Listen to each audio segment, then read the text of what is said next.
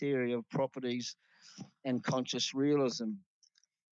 So, the common belief amongst most people today is that the universe is composed of particles, but quantum field theory does not show that. It does not show that. Science does not show that. As physicist Walter Schmidt says, and you've got a reference to that book, James, he says, particles are actually waves in different types of fields, and this goes for all the particles that we're made of. We are just made of waves in a field. What looks to us as a billiard ball on a billiard table is actually a bunch of waves moving from the cue to the pocket. Okay, I'm not going to talk about that because that's going to chew into too much time. So I'll skip over to this. Essentially, what physicists are arguing is that our classical macro reality appears to be emergent from underlying information, not fundamental particles or matter that we would call, we'd call fields or matter. Now, this would support the premise that the universe is emergent. And it's also supporting the concept of the holographic principle, which Leonard Susskind says is not a fringe theory, but is well accepted as mainstream physics today. The vast majority of researchers into quantum gravity, they believe in the holographic principle. And to quote Naesh Ashfordi, from 12th of May 2001, he says, saying the holographic principle is a fringe theory is factually incorrect. So now I want to talk about the first premise, which is going to probably cause the biggest objections from my learned opponent, but that's okay, we can work with that. So the first premise is, if the universe is emergent, it is emergent from a mind. That's premise number one. The second premise is, the universe is emergent. And then the conclusion, obviously, is the universe is emergent from a mind. So premise one, if the universe is emergent, it's emergent from a mind. If we use the scientific method of abduction, which is the inference to the best explanation, any objections from my learned opponent are kind of easily overcome with these following four arguments. So number one, if we look at the nature of reality and draw an inference to the best explanation of all material reality can reduce to mathematics, properties, and abstractions without any reference to material substance. This view, otherwise known as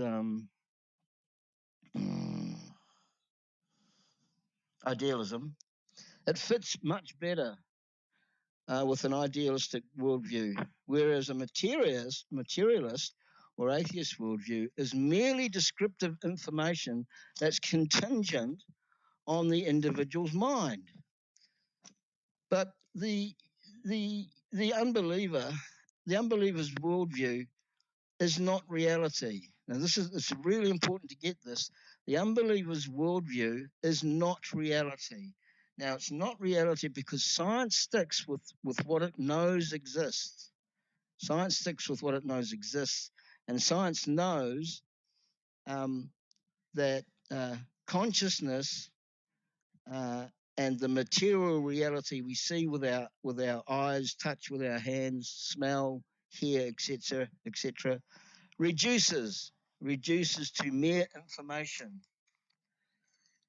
So because the data reduces to mere information, or in other words, an idealist, tripping up my words here, because I'm watching the clock at the same time, idealist ontology. So because the data suggests that reality is purely mental, this implies that there is a necessary mind at the basis of all, thus supporting an idealist ontology as far simpler than any dualist or material or naturalistic ontologies. Unbelievers will often posit a non-conscious entity at the foundation of reality, something like a singularity or a metastable quantum state. And even every atheist favourite philosopher, Australian Graham Oppy, has used terminology to describe something like a naturalistic, necessary initial physical state. But this can be easily argued that a theist foundation is far more parsimonious and posits a less complicated and posits a less complicated foundation than the unbeliever's materialism. Theism only posits one fundamental property that has absolute perfection.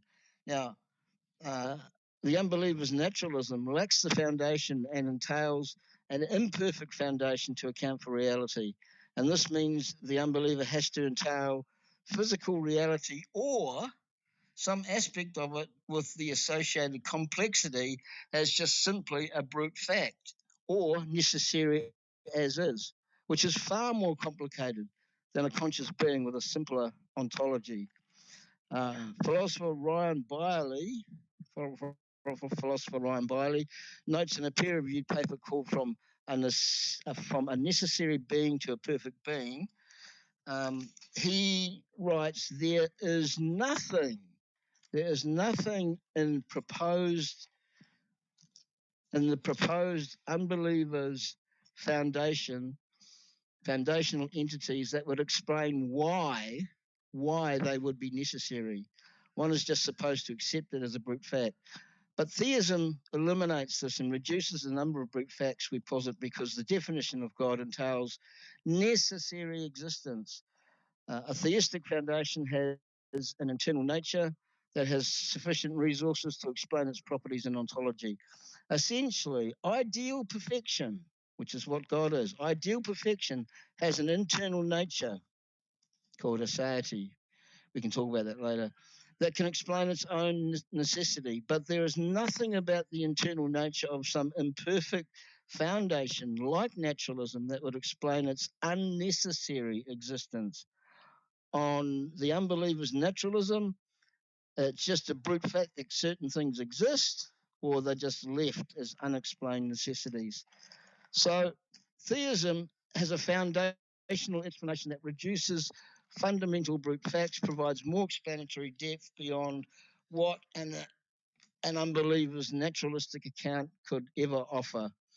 As Brian Leftow, philosopher of religion and meta-ethics, checking the time, this is going to be tight, says, so far it seems that perfect being theism can explain more of the natural world than unbelieving naturalism can, with equal explanatory power.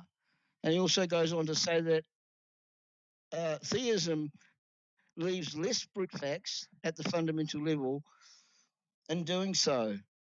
Theism's ontology buys a lot more compared to the unbeliever's naturalism. Third point, this is going to be tight. In 2009, physicist Diederik Erch published a paper noting that our cognitive properties can be really modeled using the mathematical formalism of quantum mechanics. Now, this is not just a hypothetical theoretical concept because psychologists have been applying quantum cognition to their field and finding that it is more successful than traditional cognitive models and has provided principal answers to many puzzles and challenges to do with psychological unwellness. And James, you've got a link to that as well. What this work means is that our inner mental world of thoughts, qualia, dreams, and emotions can be modeled in terms of quantum processes. And these are the same processes that give rise to space, time, and matter. Because space, time, and matter are not fundamental to this universe, which means space, time, and matter are emergent from the underlying quantum world, and our inner world of consciousness and mind can be modeled via quantum processes through the study of quantum cognition. The argument is that what space, time, and matter emerge from would be virtually indistinguishable from the properties of a mind. Okay, I'll move on to the last point. Time's against me. Finally, looking at the recent work of astrophysicist Franco Vasa and neurosurgeon Alberto Felitti, who wrote a paper on the similarities between the neural networks of the human brain and the structural web of galaxies. They showed the properties of neural networks within the human cortex are similar to the structure of the cosmic web of galaxies, which is something to be expected. We would expect that if the universe is emergent from a mind. I'm going to probably finish there, Archie, because I've got more, but I'm not going to fit it in, and hopefully we can talk about it in the open discussion. So I'll yield my time there to my learned opponent. Thanks. Okay, so 14 minutes, 51 seconds from my end. So we've heard from the affirmative, whether God exists. The next will be the negative, James. And just as Gavin said, I should start the time when he says go, I'll give James also that opportunity to do that too, if he wants to set up the time too. James? Yeah, Odie, Hey, Gavin, can you mute your mic? You could just say go whenever you're ready to hit your timer. I'm prepared. Okay. And can you mute your mic, Gavin, so that he can let me mute you. Sorry. Okay. So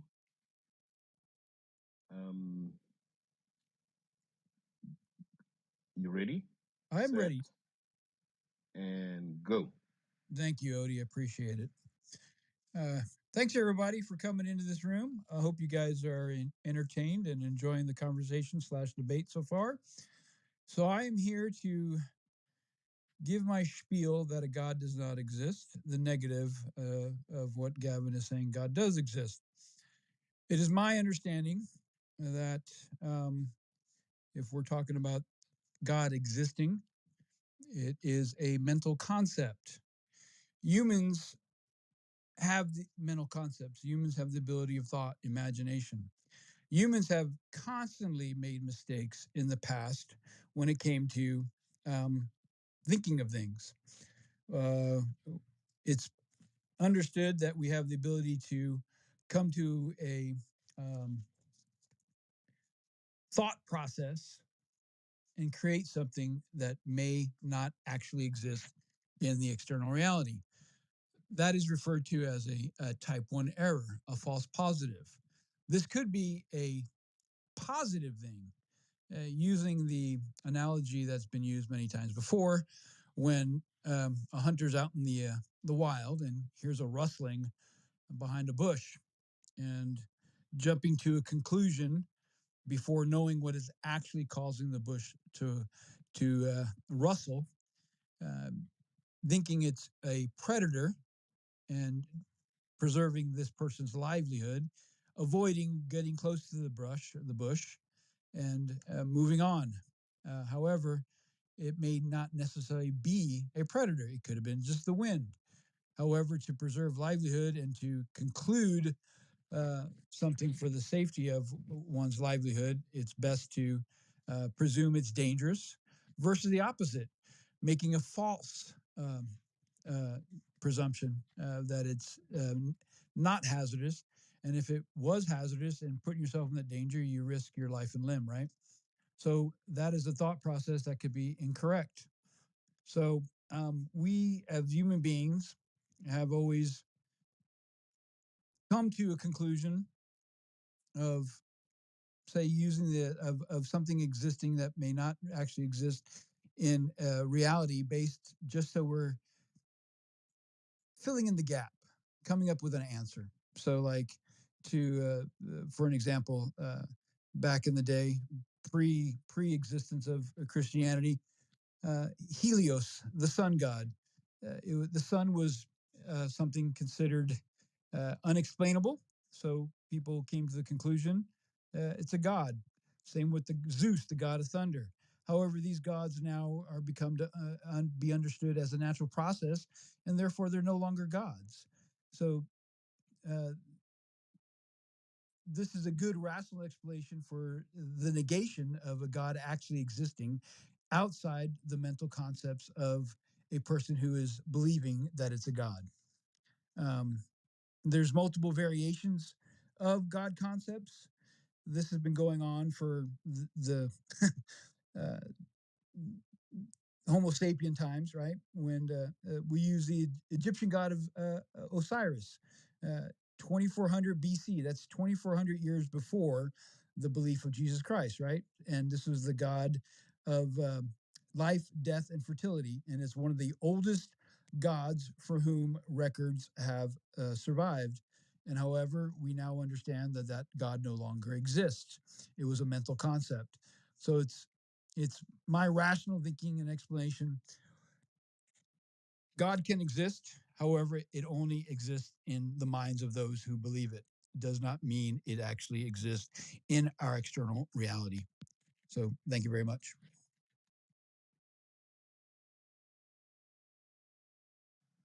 Is that it, James? Oh yeah. Okay. So you ended at 4 minutes and 13 seconds. So we will give you an extra 10 minutes that you can use. Part A. All right. All right, guys. That was great. That was the first session, the open discussion session. And now we will be entering, the opening statement session.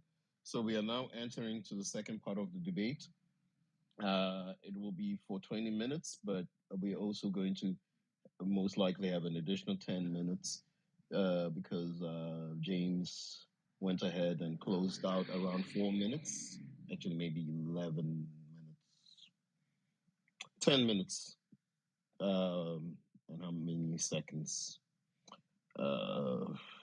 47 seconds, right? So that way he will be given that extra leeway. Sorry, Gavin, you don't get that one. I think you get 9 seconds. But we can go ahead and get into the open discussion session. It will be for 20 minutes. Let me make a note of that. It'll be for 20 minutes and possibly extending to 30 minutes. So once you guys are ready, I will say go, and we will. You ready, Gavin? Yeah, what are we actually doing here? Is this cross-examination or just open discussion? Yeah, because remember we said we're just gonna make it an open discussion. Then you guys can decide whether you're gonna cross-examine each other and have an open discussion.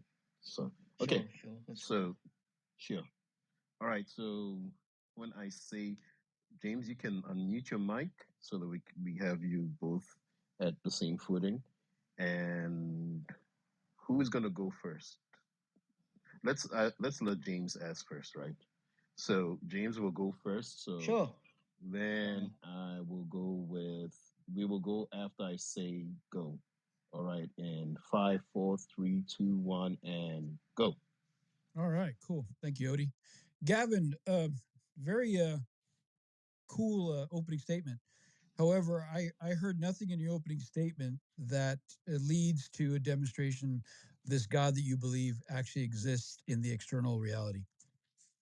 Is there something you can tell me that would support this notion that this God exists in the external reality? Yeah, absolutely. I'll give you what I call the highlight reel. It's a highlight reel of my opening statement. So it's only 4 parts. It's very short. So number 1, theoretical physicist in Columbia University, Professor Brian Greene says underneath the molecules, atoms, and particles, there is another reality that is based solely on information only. This is just common knowledge amongst physicists today. It's mainstream physics. Now, last month, point number 2, last month on 8th of October, Austrian physicist Anton Zeilinger, Frenchman Alain Aspect, and American John Clauser were awarded Nobel Prizes in physics for their research and their work into quantum entanglement. And the committee that recognises the work that these guys have done notes that their experiments and their research goes all the way back to 1972. So this is really important because what quantum entanglement does is give the following chain of events that gives rise to matter and proves that mind precedes matter. So from information, because at the very ground zero level of the universe is just simply information. From information, we then get quantum entanglement. Hence why these three guys got Nobel Prizes. From quantum entanglement, we get what's called mass, M-A-S-S. And then from mass, we get matter. That's how things are formed. But here's the rub for the unbeliever. Ordered, legible, and coherent information at step one does not create itself, nor does it occur simply by chance. Hence, the more science advances, the more of God is revealed. Wait, can you repeat that? What did you say about the more what reveals God? Given the 3 points I've raised, the more that science advances, the more of God is revealed.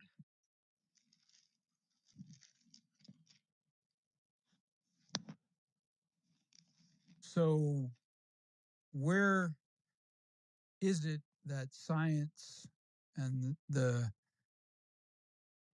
scientific method is out to discover God? Well, I'm not saying at all anywhere in my argument that science is out to discover God. That's a projection from you. So don't put words in my It was a mouth. question. It was a Science is not out. Science is not out to discover God. okay. It was a question. So science is out to discover the truth. okay. There's a big difference. Okay. So what science has determined is that ground zero level of the universe is just information. There's no space, there's no matter, there's no time. There's only information. And by this understanding, this leads to God, is what you're saying? Because I haven't heard anything that concludes God.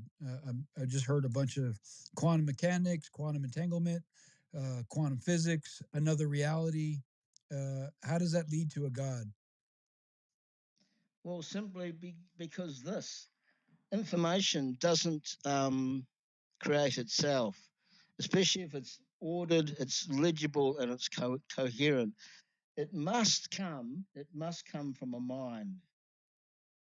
And as there's no evidence of alien intelligence, and SETI's been trying to do this since 2008, as there's no evidence of alien intelligence, a mind has to have produced this information that gives rise to quantum entanglement. Quantum entanglement gives rise to mass, and finally mass gives rise to matter. So the information comes from a mind, and the theist argument is that that mind is the mind of God. Okay. So is quantum entanglement prescriptive or descriptive? Quantum entanglement's not prescriptive. It's just a description of the entanglement of quantum particles. Gotcha. So is it the mind that is interpreting this quantum entanglement? No. You're going down the wrong road. I'm just asking a question. Yeah, and I'm saying to you, you're going down the wrong road. Why?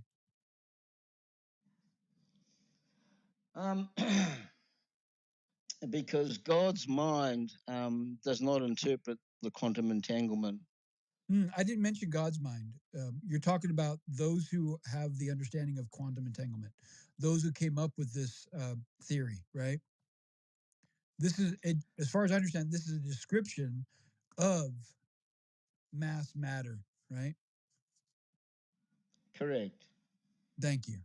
So, as far as I understand it, it God's takes mind, us, the does not intelligent human interpret the quantum. species, with an intelligent brain that gives us our intelligent mind to describe what is discovered. They're not prescribing this. Yeah, I haven't said anything about prescription. I know, I'm just making it clear. So I still don't see anything that would conclude that this is God. And mind you, so we're talking okay, about. all right. We're talking, Okay. we're talking about So the to God. cut to the chase, Yeah. how do you account for information being all there is at the ground zero level of the universe? How do you account for this information? What do you mean by how do I account for that information? How do you explain it? Where do you think it comes from? I don't know where it came from. The fact that it exists. Okay, so if you say you don't know where it came from, yeah, this is really important. This is really important. If you say you don't know where it came from, you're in no position to say it can't come from God. Well, hang on. This information you talk of is, we're talking about material, right? Matter, space. That is that what you're talking about? That No, is information is not material. Well, as far as I understand, like data, if we observe something, it requires the observer to.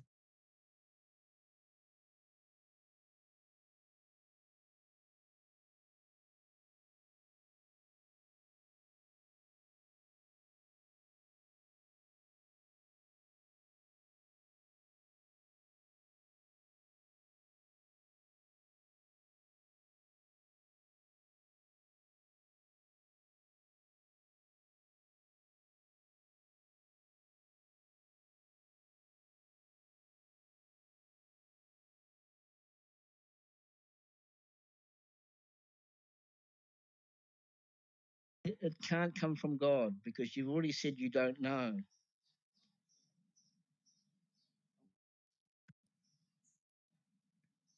So, what information are you referring to? Just so I'm clear.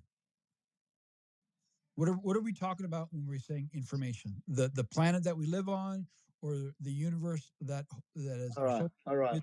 Okay, I can tell you, and I'm gonna cut this off at the knees. You are now using what's called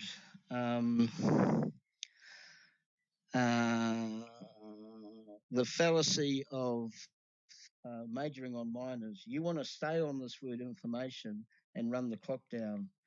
This is an old atheist trick. Um, the information, the information that is at the ground zero level of the universe, this is common knowledge. It's mainstream physics. This information gives rise to quantum entanglement.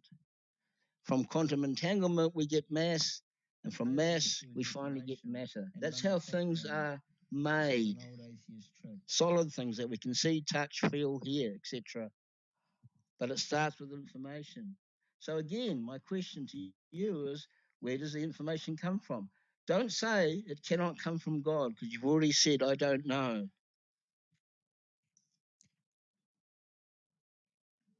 You're referring to, if I'm following you correctly, going for ground zero, where we are presuming all things started from. That is a starting point, and you're calling that information. I think it takes us to understand it to describe it. So the information is coming from the observer, and we are the observers. The information. We're also the information. we're also the measurers. So what's your objection? What's your objection to humans being the observers and the measurers? I have no objection with that. I don't see that's an explanation for God. That's my objection. If you're using that for if you're using that for their if you're using that for therefore God, I don't see that following. It does follow because you cannot articulate to me where this information comes from. Well, I just told The you. theist position is, I just told you. well, don't overtalk me. The theist position is that this information is derived from God. This is information from God. You cannot articulate where this information comes from. You cannot say things like, I haven't heard an argument that it's from God yet or anything, because you've said, you made the huge blunder of saying, I don't know where this information comes from. Well, then So whenever you say, I haven't heard anything, or there's nothing that you've presented as evidence that would make me believe that God exists, you can't say that. You cannot say that. okay. So Well, just for let me clarity, just I will interject. call you out Gavin, every Gavin, time. I will call Gavin, you out Gavin, every time for saying you Gavin, don't know. let me interject a bit. James was trying to make a statement, and he didn't get a chance to land the plane. He was trying to explain about what he understands.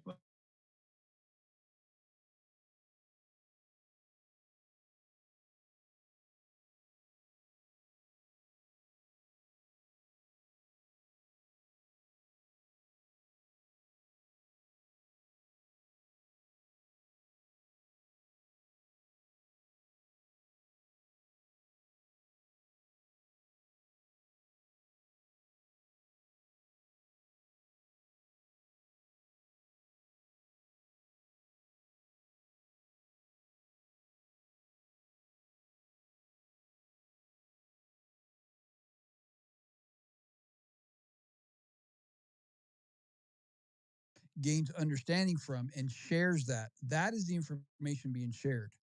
The information I know comes from sentient creatures. Like you and I are both sharing information. Right now, I'm sharing information with you. So the information comes from the the the the human being that understands it and is describing it. So with that understanding, there is no necessity of a God existing for a human being to share information. I'm not talking about the start of the universe, so you can forget that. I'm talking about today, right? 2022. Today in 2022, it is common knowledge amongst physicists that at the ground zero level of the universe, and I'm going to keep repeating this, is not space, time, and matter. There is nothing but immaterial information. And this information does not create itself, nor does it happen by chance, because it's legible, it's ordered, and it's coherent. So it requires a mind. And the theist position is that it is the mind of God that has created this information. So I think we're past. I think we're talking past each other. You're saying the information is the ground zero. I'm saying the information is coming from the observer of ground zero. So if you're talking about today, we have a planet that we live on. However, you keep going back to ground zero, the start of the universe. And I brought that up, and you said you're not talking about the beginning of the universe. So what do you want to talk about, and what do you want to share with information that we can discuss? Abundantly clear. I have not mentioned the start of the universe at all in my dialogue. I'm not talking about creation. I'm not talking about the start of the universe. So just scrub that from your mind. What I'm saying is that given the evidence from theoretical physicists that quantum entanglement is a real thing, what precedes quantum entanglement is simply immaterial information. Because from information, we get quantum entanglement. Then from quantum entanglement, we get mass, and the mass gives rise to matter. But again, my question is, where did this information come from? And you can't say it didn't come from God, because you've already said, I don't know.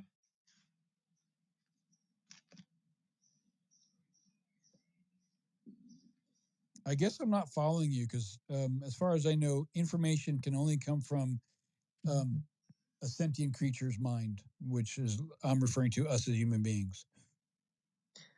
Why can't it come from God?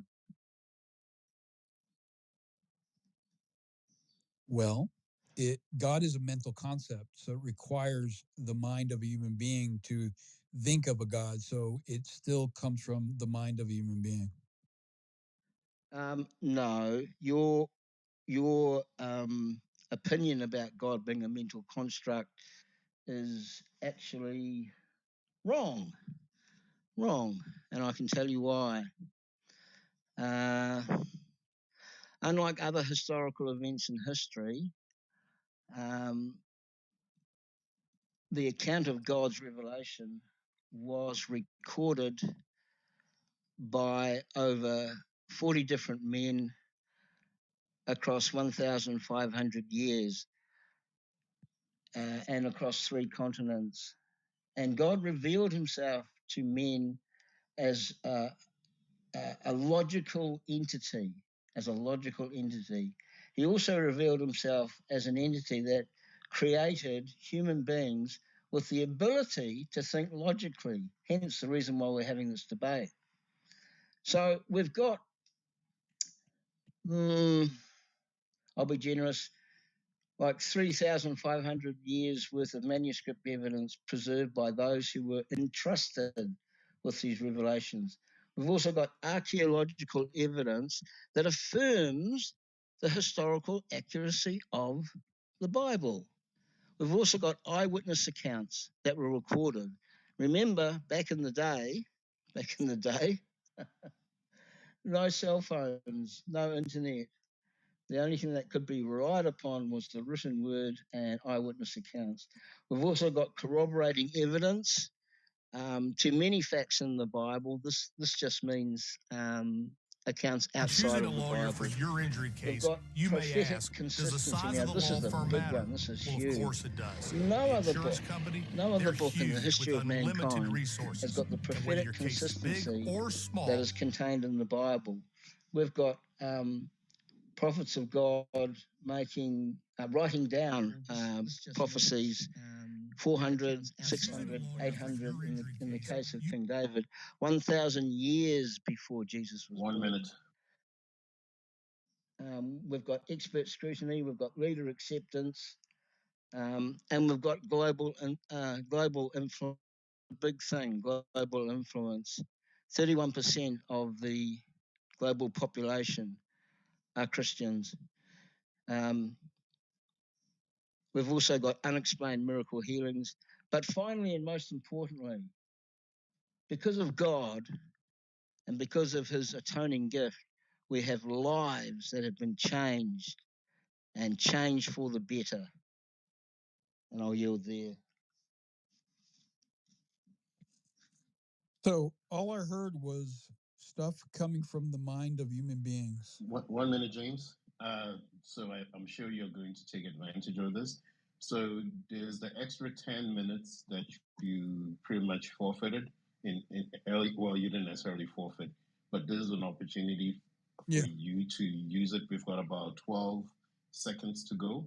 So you run that part of the 10 minutes. But okay. I'm open to a back and forth if we want to further back and forth. Okay, so we'll resume the time and we'll go through. You want the full 10 minutes or yeah? Okay, whatever you want. This is kind of just it's a discussion. There's not much debate going on. So all you're saying, Gavin, is just things were made up in the minds of human beings and spread around for people to believe. That's all I hear you say. It does not demonstrate, does not show a necessity of a God existing. The God existing is in the minds of those who believe. That's the main premise. This God you claim of, and you mentioned something about miracles, you mentioned something about historical evidence. Historical evidence, yeah, I'll grant you that. The Bible can say there was a land and this land is accurate, yes. However, other things in the Bible of the stories and the science fiction, the fictional part of these, the writings, none of those can be held to be true. The resurrection, the global flood, parting of the sea, walking on the water, all those are just really good stories to inflate this God that people will hold to be true and to fear and to live a certain way for the fear of the wrath of God, right? So it's all mental constructs, mental concepts, mental constructs. It's all in the head and the mind of the believer. So how do you explain atheist scholars, non-Christian scholars, New Testament scholars affirming the resurrection of Christ? These are not Christian guys. How do you explain that? These are scholars, James. These are people that have spent their whole life studying the New Testament. So how do you explain that? They're affirming it based on their beliefs, is what you're saying, or based on what they believe of the information that's provided to them. However, there is not a demonstration for a resurrection happening. That's irrelevant. They're affirming what they say based on the evidence, James.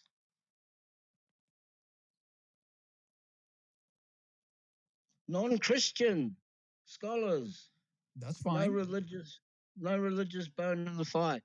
That's fine. That's their belief, right? So how do you explain that? How do you explain non-Christian scholars affirming the resurrection? I would say they're just agreeing with what information is being provided to them. I wouldn't give them saying that they're affirming this resurrection actually happened. So the same could be said for Christians affirming evolution is true, right? There are many religious people who adhere to the scientific method and adhere to evolution is a good explanation for life on this planet.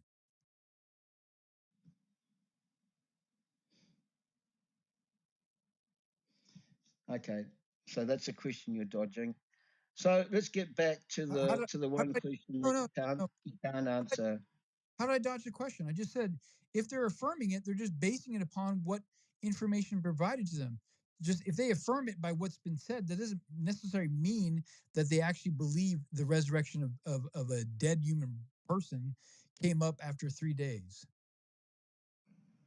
Again, I'll repeat, these non-Christian New Testament scholars are affirming the resurrection based on the evidence presented to them. But let's leave that because I know you really want to focus on that. You still not have come up with an explanation for why there is information at the ground zero level of the universe. Say that again. You still have not come up with an alternative explanation for why there is only information at the ground zero level of the universe. I think we talked about that. I agree that information is immaterial, meaning like a thought is immaterial. So someone can share information that's a thought that information only comes from sentient creatures, human beings' minds. We share information. We share our thoughts. So it comes from it takes an observer to observe something and describe it and then share what they describe. And that sharing of the description is the information. How did that information get there? Where did it come from? The information is from the human being. No. Why no? Why not? So like I observe because something. That's not what science is saying. Hang on. Science is not saying that. Hold on, Gavin. Gavin, let him give his response. Gavin, let him give his response, and go ahead, James, and let him land his plane. Yeah, go ahead. If you use the scientific method, it requires observation. So observation requires an observer. An observer is going to make an hypothesis statement based on what they observe through their senses. Then they share that information. That's what I'm talking about, Gavin. I don't see information coming from ground zero. I don't think that is information being spread. Ground zero of the beginning of the universe is the starting point that the observer observes. You finished? Yeah. Did you listen to me, or are you just flipping through your pages? No, I heard what you said. I heard Okay, what you you can hear said. it, but did you understand what I said? Yeah, absolutely. Can you repeat it? You said you don't see information at the ground zero level of the universe. Why would you make that statement? What else did I say, though, Gavin? What else did Just focus on that. what did I Just say? focus on that. No. What did One at a time, James. what One at a time. what did I Why would you say that? hang on, moderation, please? I'm asking Gavin a very relevant question for our conversation / debate to go forward. If he's just going to hinge on me saying information didn't come from ground zero, however, I think I gave an elaborate explanation where information comes from. So, Gavin, did you listen to what I said about my explanation for information being shared? Yeah.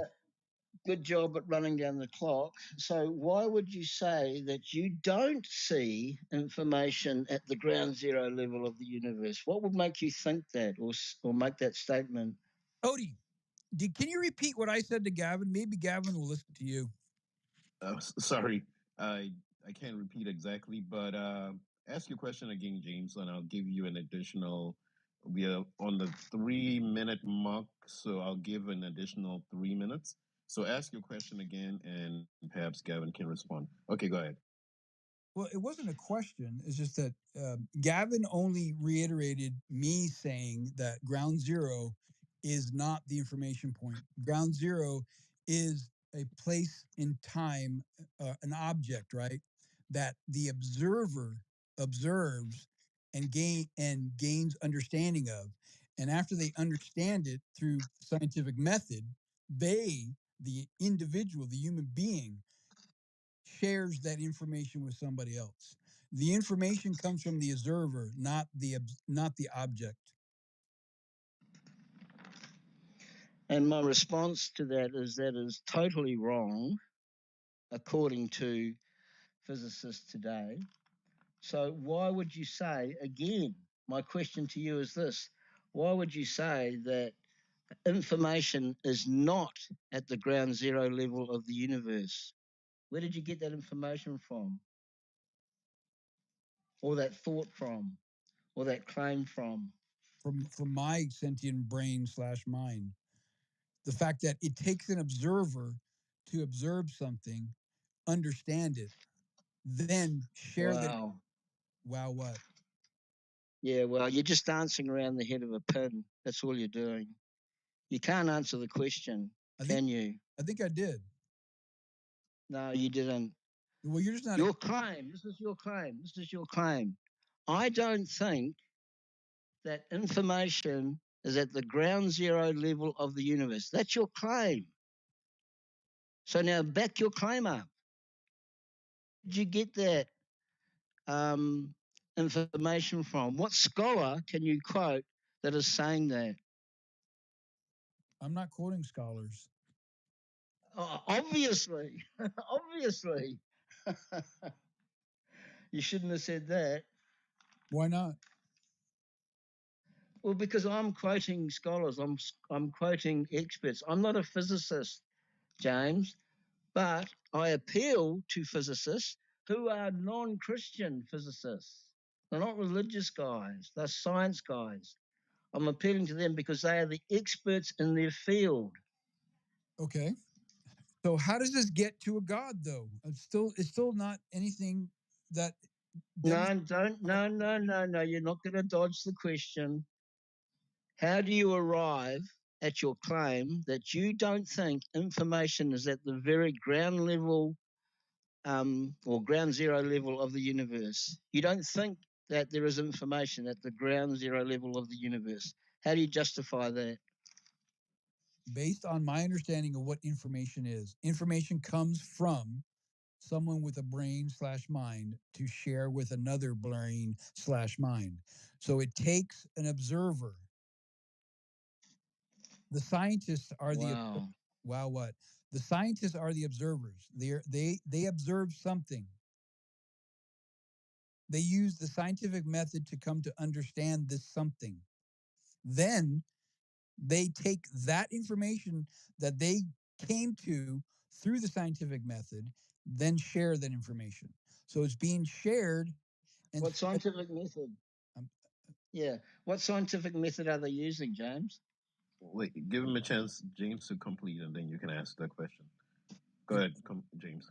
the scientific method is observation and understanding and going through testing and procedure, repeating something, understanding it, being able to share it with others to peer review, coming up from a hypothesis, and that hypothesis is put through review, testing, repeatability.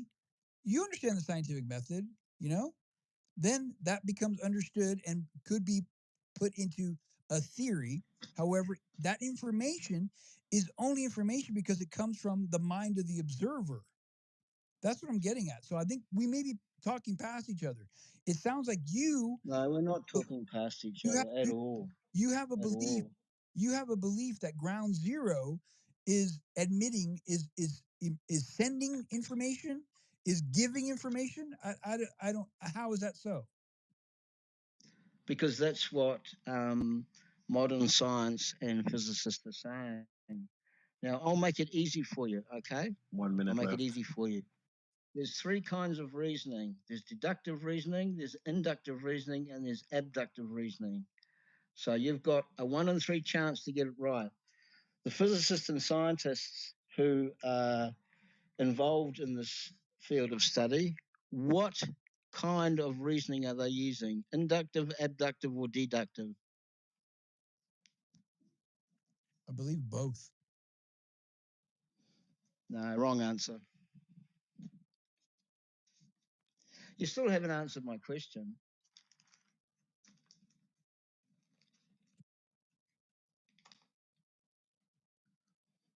The question on information? Yeah. You don't believe that information is at the found is you don't believe information is fundamental to the universe, and yet this is common knowledge. It's mainstream physics.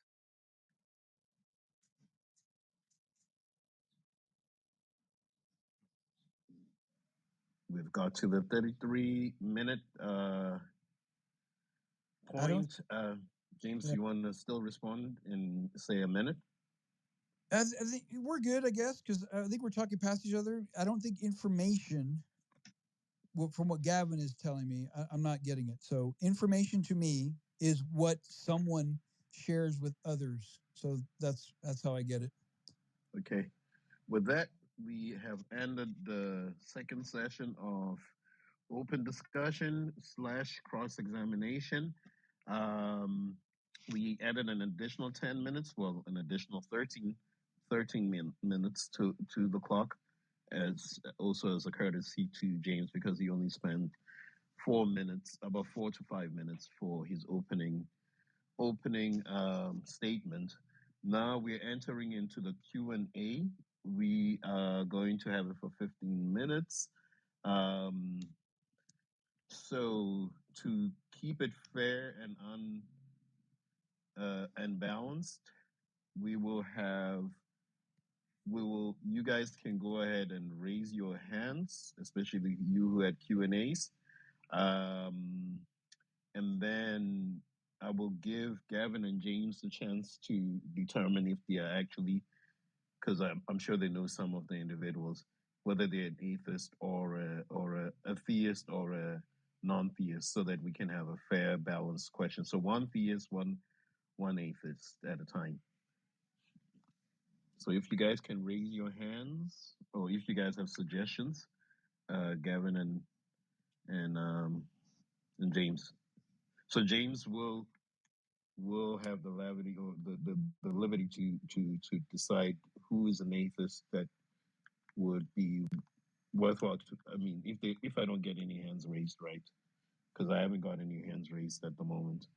Yeah. Um, So, so, so my question is, my understanding oh, of God the Q, existing, mental concept. So, Gavin, what is your rebuttal to that? hold on. The Q&A is for the Yeah, audience, I actually. know. I just Yeah. didn't Oh, have, okay. so I asked a question. Like, I know you're not in the audience. So, I can give you guys maybe another 2 minutes whilst they raise their hands. So let me do that because I'll give you another 2 minutes, not to be too rigid. So let's. Oh, let me make it. That's just one question, and Okay. It's my understanding that I can answer it. that- I can Okay. answer it, I yeah, think. go Okay, ahead. go ahead. Yeah, Okay, just to be clear, James, just repeat again, please. sure. So how is it other than how does God exist other than a mental concept? Do you think the universe is designed? No. Is that an answer to my question? I asked you. You give me a question. Okay. I'm at So Gab, go hold on. I'll give you Gab, my answer. okay. Just to be sure, would you call yourself a materialist? Gavin, just answer my question. I'm asking you. God is a mental concept. Okay, so I'm gonna assume you're a materialist then. All You right. can do whatever you want. The unbeliever or materialist worldview is not reality, James. It's not reality according to science. Why is that? It's because science sticks with what it knows exists. Science sticks with what it knows exists. I'm going to point out Gavin, not answering my question. Science, if you just show a little bit of patience, you'll get your answer. Science knows that consciousness and any material reality can be reduced to solely just information. In other words, this is an idealist ontology. This is common. This is mainstream physics today. So, your question is, how do I know God exists? No. Well, simply because. No. Can you repeat my question? Well, you give it to me again. Oh my goodness, Gavin. Why is it so difficult? Come on, stop wasting time. I don't think I'm wasting time. I think you are. Well, I think you're winding guys, down the clock. Point of moderation. We have Gigi who has raised a hand. Yeah, let Gigi. So Gavin can't answer the question. He can't answer it. That's all there is to it. We don't seem to have any Christian. Yeah, I can answer it. 1 minute, Gavin. I can answer it. 1 minute, Gavin. We don't seem to have any Christian who has raised their hands. Maybe if you can ask the question in the back chat.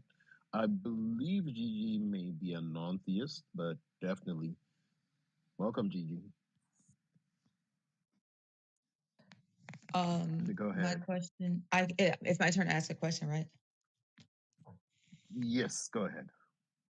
This question is to both of them. Who do you think won?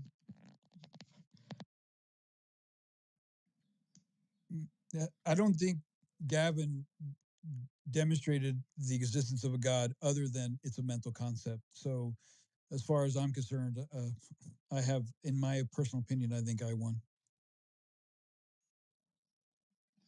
Gigi, that's a good question, actually. I've provided an explanation for the existence of God, and my explanation is based on expert opinion, particularly in the scientific field. I've appealed to experts because I'm not a physicist. But I can repeat what is mainstream physics today. And what is mainstream physics today is that space, time, and matter is not fundamental to the universe.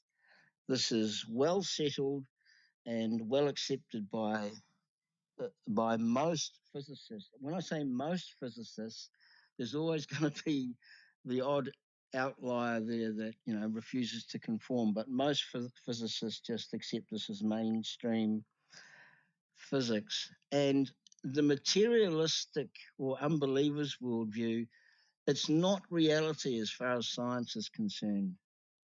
Materialist worldview or a naturalistic worldview is not reality in terms of science, because science knows that consciousness exists and that any material reality can be reduced solely down to information, and information is immaterial. So that's the argument I brought forward. Okay, I just have one more question for Gavin, and then I'll drop back down to the audience. Do you think James or Jeff is a worse debater? James or Jack? Jack Angstreets. Not James is tired, the other James. The one you debated about the Bible. No, Gigi's asking you, Gavin, who's better at debating, me or Jeff? Jeff Trimble.